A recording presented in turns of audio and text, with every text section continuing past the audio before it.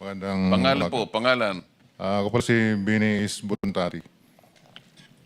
Your Honor, kasi nung pumutok yung flood control po, 2024,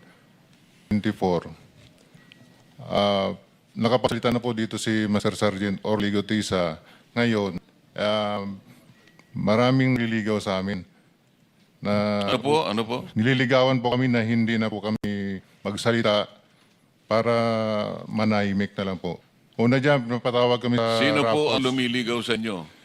Si, si dating Chief of Staff, Nick Torre po. General Torre po. General Nick Torre. Yes po, Your Honor. Anong klaseng panliligaw naman ang ginawa sa iyo? Siyempre, yung nanliligaw, kumbaga sa babayang nililigawan, kung ano-ano ang ino-offer, kung minsan may bulaklak, may tsokolate, pinakikita ang kagandahang loob, lalaki, para lang maibig mo. Anong klaseng panliligaw ang ginawa niya? Una, Your Honor, kinausap kami na pirma ng affidavit na walang bisa namin yung mga sinasabi ni Orly Gutisa po.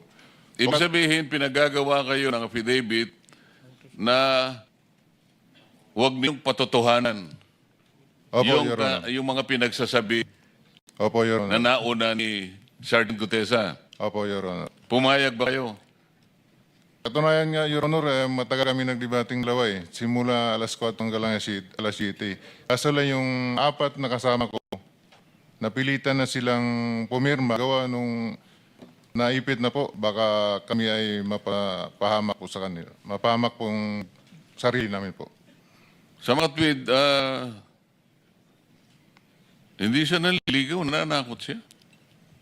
Yung naliligaw, malumanay, magandang approach. Pero natakot ang mga ibang kasama mo, nakapirma doon sa kanyang nakapirma, kagustuhan, huwag patotohanan yung sinasabing nauna ni Sergeant Gutesa. Yes, Your Honor. Bali, 5 kami po yung pumirma. Ako yung pinakahuling pumirma. Pero ngayon sinasabi mo na napapirma ka lang dahil pilitan ka lang. Yes, Your Honor. Pagkatapos nun, ano naman ang pabuya na binigay sa iyo kung meron? Binigyan kami ng 50,000, Your Honor, para sa disturbance namin. Pakiulit Your Honor. nga po, magkano po? 50,000, Your Honor. Yen, Pesos nyo. pesos. Opo. Sino nagbigay? Si Annalisa Gaspar po. Yung staff niyan po. O ano naman ang, bakit niya lang kayo binigyan? Kayong lahat binigyan ng 50,000 pesos Your Honor. para manahimik Opo, Your at Honor. huwag patibayan ang pinagsasabi ni Sergeant Tesa. Opo, Your Honor. At saka sa mga sunod na araw, Your Honor, pinatawag naman po uli kami na yung lahat ng cellphone po namin ibibigay po sa kanila. Sa ano dahilan?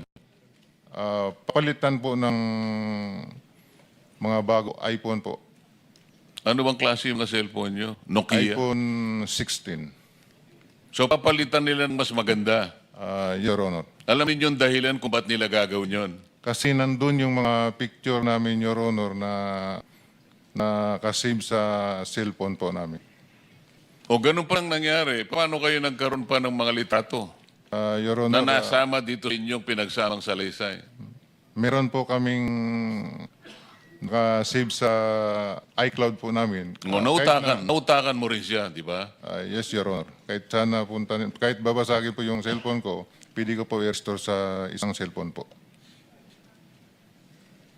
Pinapunayan pa ba ninyo yung sinasabi niya sa... Kayo po, Your Honor, pangalan po.